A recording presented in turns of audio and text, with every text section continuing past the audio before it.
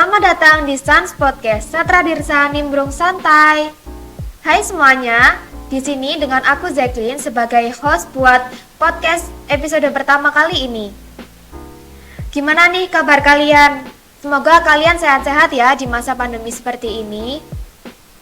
Nah, mumpung lagi weekend nih, kita mau nemenin kalian sambil ngobrol-ngobrol santai sama seseorang pengusaha pemilik distro.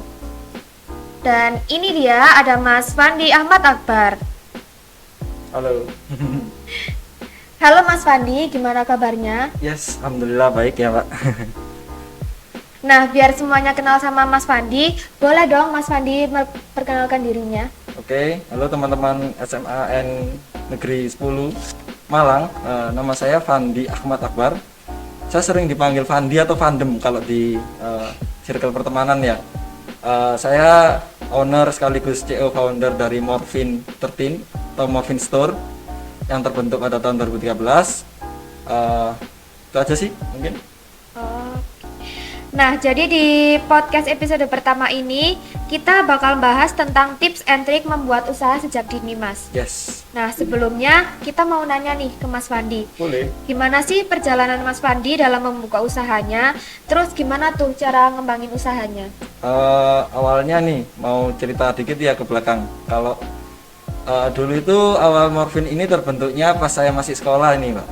Ya masih seumuran teman-teman ini mungkin ya yang lagi lihat podcast ini. Awalnya saya masih kelas 10. Saya suka desain, saya suka koleksi kaos jersey bola gitu. Awalnya karena saya suka koleksi, akhirnya berlanjut kelas 11 saya suka koleksi kaos distro.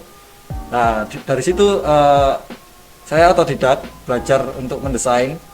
Saya mikir kalau saya keluar uang terus buat beli koleksi kaos distro itu kan mahal kan ya. Yeah. Itu saya juga mikir dua kali gitu.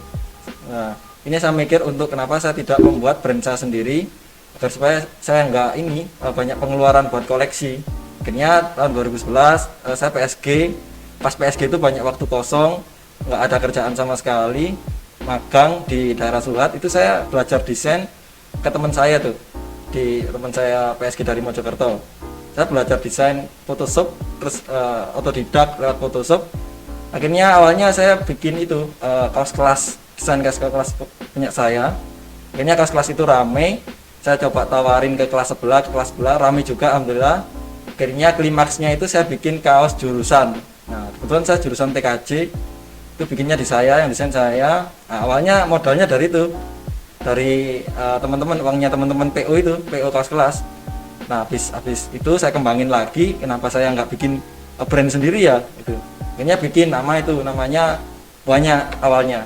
Ada Last Decision, ada ini, ada itu. Akhirnya saya mikir, saya kok nyaman di hobi ini gitu. Akhirnya carilah nama itu, nama yang mudah diingat banyak orang gitu.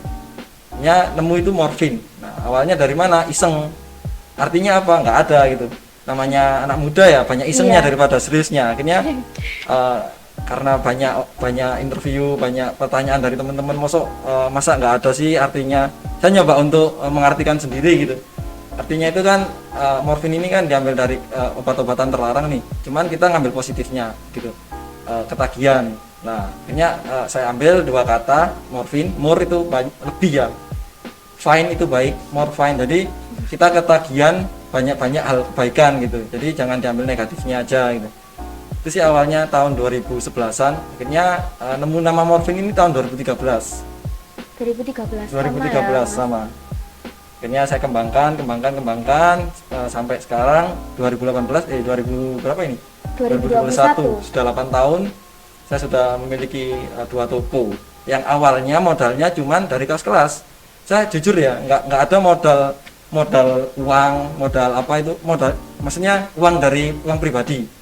Itu awalnya semua dari uang pre-order dari teman-teman gitu.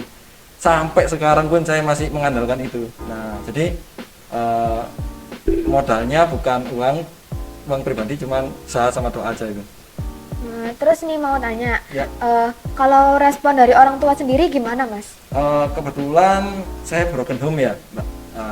Ayah saya meninggal di tahun 99, saya umur masih 4. Jadi mulai ya 4 tahun itu saya sudah nggak punya orang tua lah intinya. Saya pisah sama ibu saya ikut nenek. Nenek juga ekonomi pas-pasan gitu. Jadi dari awal saya berangkat dari keluarga itu saya dari keluarga yang mungkin middle low ya, pas-pasan gitu. Tapi itu bukan alasan sih buat kita untuk tetap bisa apa ya namanya membuat sebuah usaha betul, usaha itu. Kalau dari orang tua support banget gitu. Soalnya beliau suka kalau saya punya usaha sendiri gitu. Tuh. Jadi sangat menarik juga ya Mas buat Yes. ceritanya. Nah, dalam membuka usaha ini kan pasti banyak sekali ya Mas permasalahannya. Kira-kira apa aja sih masalah yang dihadapi Mas Fandi pada saat awal membuka usahanya? Kalau masalah mungkin banyak ya Mbak ya emang dari segi persaingan, perkembangan, bahkan non teknis gitu. Kita bahasnya yang perkembangan saja dulu. Ini kan tiap hari kan perkembangan inovasi dan teknologi itu berkembang. Bahkan setiap 1 detik, bahkan ketika kita tidur, bahkan ketika kita ngapain aja itu semua berkembang. Kita masih tidur, pesaing kita itu sudah 10 langkah di depan kita. Jadi hal yang tersulit adalah kita harus bisa selalu menyesuaikan brand kita terhadap perkembangan inovasi dan teknologi yang ada. Itu harus tetap bisa menyesuaikan diri. Kalau enggak kita bisa mati gitu. Apalagi misal nih dulu aku pertama kali bikin brand ini kan masih SMS ya, SMS sama terus BBM. Sekarang BBM malah nggak ada, jadi kan. Terus jualan lewat line sekarang nggak ada. Sekarang apa? Instagram, Shopee. Terus apalagi WA, WhatsApp, Tokopedia dan e-commerce yang lain. Mungkin sekarang mereka lagi naik-naiknya, lagi gencar-gencarnya, booming-boomingnya. Tapi kita nggak ada yang tahu ya. Instagram, Shopee 2 tahun, 5 tahun ke depan itu masih bisa berkembang atau enggak gitu. Contoh paling sederhana itu BBM itu, BlackBerry Messenger itu ya. Nah seperti itu. Yang kedua non teknis, masalah terbesarnya dulu itu kan morfin ini juga nggak selalu lurus ya, pasti ada liku-likunya di bawah, di atas, di tengah. Tapi kalau saya pribadi mesti saya cari yang di tengah-tengah aja, aman, cari aman. Dulu itu kalau boleh share nih teman-teman, toko saya pernah kemalingan tahun 2015, habis hampir 7 jutaan.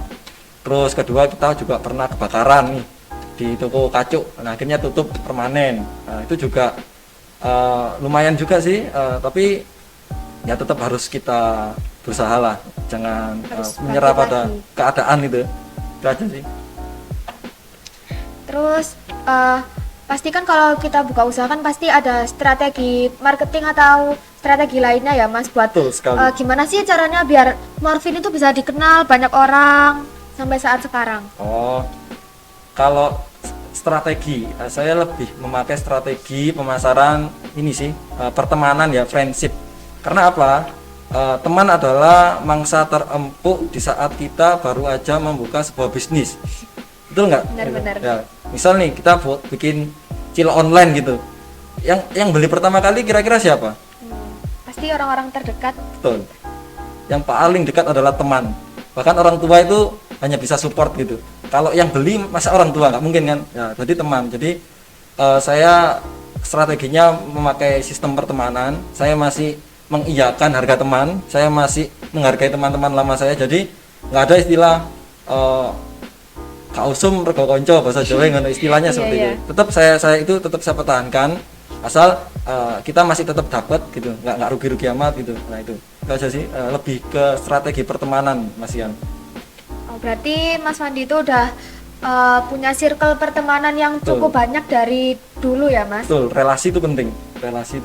Ya karena kalau kita nggak ada temen ya nggak mungkin ya Mas bisa sebesar sekarang. Terus temen itu nanti kan dia kan nggak akan beli terus kan ya. Iya pasti. Nah dari situ itu kita harus tetap bisa, kasarannya itu kalau bahasa anak sekarang itu nggak boleh baper kalau temen itu nggak beli, karena temen juga punya batasan untuk membeli produk kita. Tapi seenggaknya kadang temen itu membantu kita untuk mempromosikan. Nah circle-nya nanti di situ, perputarannya itu nanti di situ. Teman A nggak bisa beli, promo akhirnya muter, kita dapat biaya promosi secara gratis dari teman-teman kita. Jadi yang saya maksud temen itu nggak harus dia itu menjadi customer kita, enggak. Kadang dia itu menjadi media atau Support system di betul, belakang ya Mas. betul sekali. Nah, terus kan dari tadi kan Mas Fandi kan udah bilang kalau Mas Fandi itu suka banget ya sama dunia clothing. Betul. Nah, kenapa sih kita pengen tahu alasan Mas Fandi akhirnya memutuskan untuk membuat brand clothing sendiri itu apa? Brand clothing ini kan kalau saya lihat itu kan lebih mengeksklusifkan diri ya dia itu. Misal nih kaos ya. Banyak intinya kalau clothing ini lebih mengeksklusifkan diri, kita bisa mengekspresikan apa yang kita inginkan, bisa mewakili apa yang kita ingin pakai gitu. Kalau saya lihatnya gitu, lebih ke eksklusif.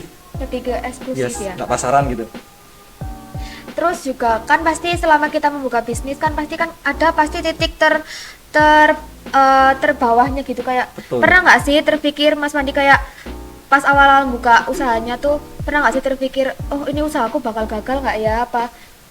Pasti pernah lah ya terpikir kayak gitu, itu pernah apa enggak Mas? Kalau itu setiap malam Mbak, itu setiap malam karena apa? Ya balik lagi tadi teknologi aja ada yang nggak awet, apalagi bisnis kecil kayak gini ya. Pasti ke depan itu saya selalu mikir ke depan itu pasti saya ada di titik nol gitu. Semua yang bersinar pasti kan memudar juga. Iya. Ya, yang di atas pasti di bawah gitu. Saya pasti nanti ketemu kapan saya akan di bawah. Nah, justru itu hal-hal seperti itu malah menjadi motivasi utamaku Untuk bangkit untuk lagi. bangkit terus. Jadi saya nggak ada waktu untuk ini sih istirahat gitu, dalam artian nggak ada waktu untuk berhenti gitu. Jadi setiap waktu pikiran bisnis ini nggak bakalan seterusnya di atas itu lebih menjadi motivasi sih itu. Oh berarti Mas Fandi itu emang tipe anak yang dari masa kecilnya emang yang suka bekerja keras atau gimana Mas? Nggak juga sih kayaknya Pak.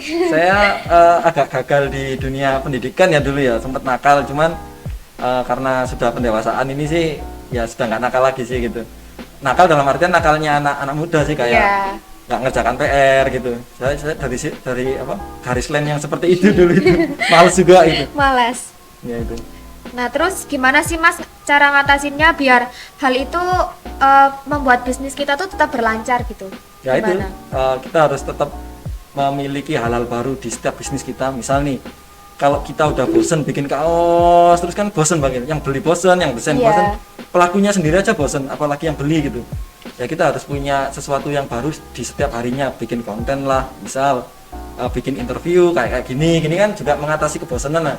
Terus kita produksi apa gitu yang limited kayak misal jam tangan atau gelas morfin gitu atau kursi morfin. Sekarang kan lagi musimnya hype gitu ya. Iya. Banyak produk-produk yang unik gitu.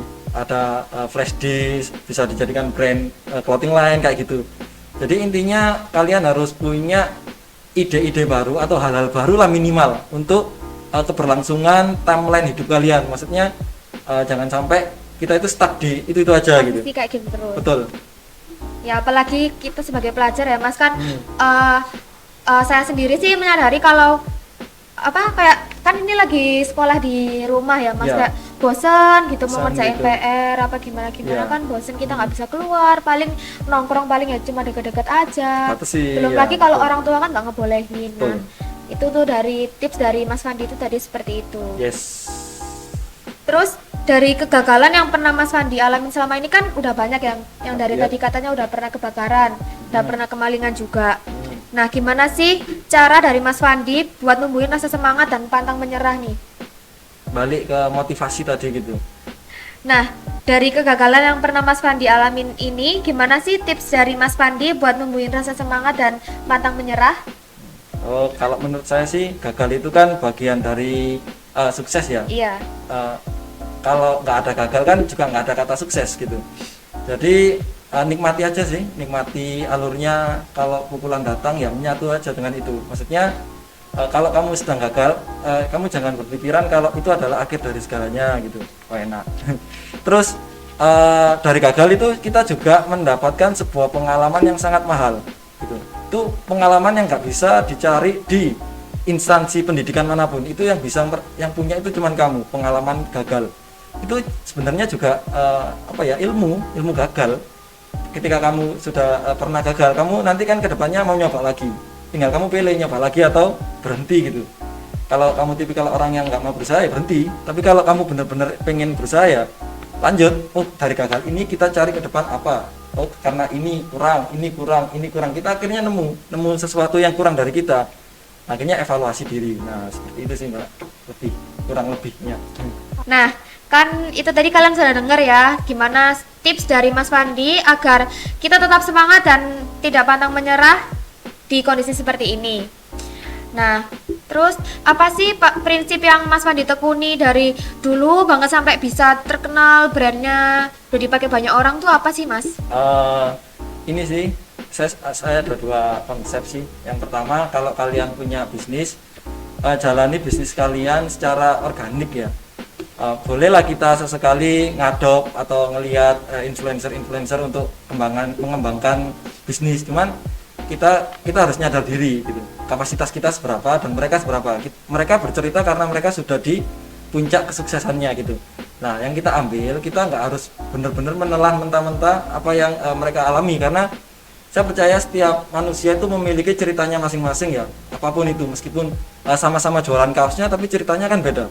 Iya. Jadi kalian harus tetap seorganik mungkin, ikuti hatimu. Terus kalau bisa memang itu benar-benar yang ngerjakan itu kedua tanganmu sendiri, bukan orang lain. Jadi nanti ketika kamu nggak sesuai ekspektasi, kamu masih bisa merasakan leganya jerih payah, oh ini rasanya ini rasanya ini. Jadi lebih ke situ. Yang kedua, kalau untuk prinsip kedua ini saya masih suka pakai yang saya ciptakan sendiri sih, mungkin ini ya, write, do, repeat. Mungkin kalau sekarang sudah ada handphone, kalau dulu kan jarang ada handphone, jadi saya selalu bikin sobekan kertas kecil gitu, kecil itu saya tulis hari ini saya harus ngapain, bahkan untuk jadwal ngopi itu saya tulis, oh nanti ngopi sama si A, oh nanti ketemuan sama klien B, oh nanti desain tas kelas C, oh nanti kecek sabonan, itu saya tulis. Nah write dulu, terus do artinya kan lakukan, kamu harus lakukan itu apa yang kamu tulis di catatan kecil itu. Kalau sudah kamu coret terus ulangi seperti itu terus. Nah akhirnya ketika nanti ada yang belum didu, dia akan ada di situ terus. Nah saya tipikal orang yang nggak suka kalau ada pekerjaan yang belum saya coret gitu.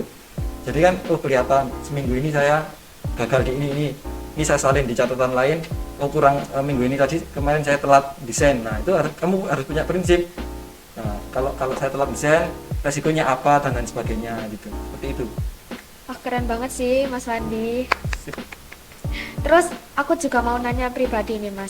Kan pasti kalau kita buka usaha entah kecil atau besar kan pasti ada Mas yang ngeremehin atau istilahnya kalau zaman sekarang menghujat lah ya Mas. Ya. Itu responnya Mas Fandi dengan orang-orang seperti itu gimana Mas? Responnya macam-macam ya, tergantung umur. Kalau masih awal-awal dulu saya itu kan masih emosional, labil, saya nggak bisa ngontrol. Jadi ketika ada yang bilang morfin itu terlalu gini dan gini, itu menggebu-gebu, emosional gitu, langsung kita langsung pengen nunjukin sesuatu ya, terus bikin status, bikin ini. Cuman dewasa ini kan merubah semua perilaku manusia ya, termasuk saya. Akhirnya kalau ada yang ngeremehin gitu sih lebih ke ini, saya introspeksi, saya sudah mencapai apa sama apa gitu, terus saya bandingkan sama dia sudah sampai mana gitu.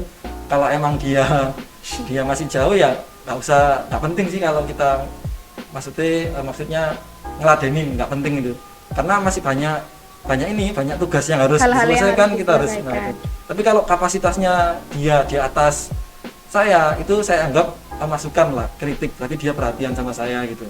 Jelas sih. Tapi Mas Fandi pernah nggak ngerasa kayak banyak saingannya gitu kan? Oh di sekitarku masih banyak nih saingan yang lebih berat dari aku apa gimana? Terus pasti yang di pikirannya Mas Fandi itu seperti apa buat ngatasin hal-hal seperti itu, pikiran-pikiran kayak gitu? Persaingan itu harus ada. Tanpa persaingan kita nggak tahu sejauh mana kita berkembang gitu. Misal nih brand A, boleh nggak disebut merek kayak Nike sama Adidas gitu? Yeah. Nike itu kan nggak akan besar kalau nggak ada Adidas, sama sebaliknya gitu, kayak Indomaret sama Alfamart. Tapi mereka kan secara produk bersaing, tapi secara personal mungkin mereka berteman gitu. Kalau awal-awal dulu sempat minder, pasti. Iya, Semua pasti orang minder. pasti minder. Tapi karena mungkin kita semua berkembang ya, nggak harus stuck di situ. Saya nanggapi persaingan, semakin banyak persaingan itu semakin tahu sejauh mana sih morfin ini berkembang, itu aja sih. Oh iya, buat kalian yang mau kepoin usaha distronya Mas Fandi, boleh banget nih. Follow aja Instagramnya, namanya morfin.official. Yup. Nah, di sana tuh barang-barangnya bagus-bagus semua loh, barang dari Morfin Official ini. Nyesel banget kalian kalau nggak beli. Wah, nggak terasa ya, udah cukup lama kita nemenin weekend kalian kali ini. Makasih banyak buat Mas Fandi udah nyempetin waktunya buat datang ke podcast kita kali ini. Yes. Dan makasih banyak buat kalian yang udah nonton podcast kita. Nantikan podcast kita selanjutnya yang pastinya nggak kalah seru dari podcast kali ini. Saya Jacqueline sebagai host dari Sans Podcast kali ini. Izin untuk pamit undur diri dan sampai jumpa di podcast episode selanjutnya. Bye!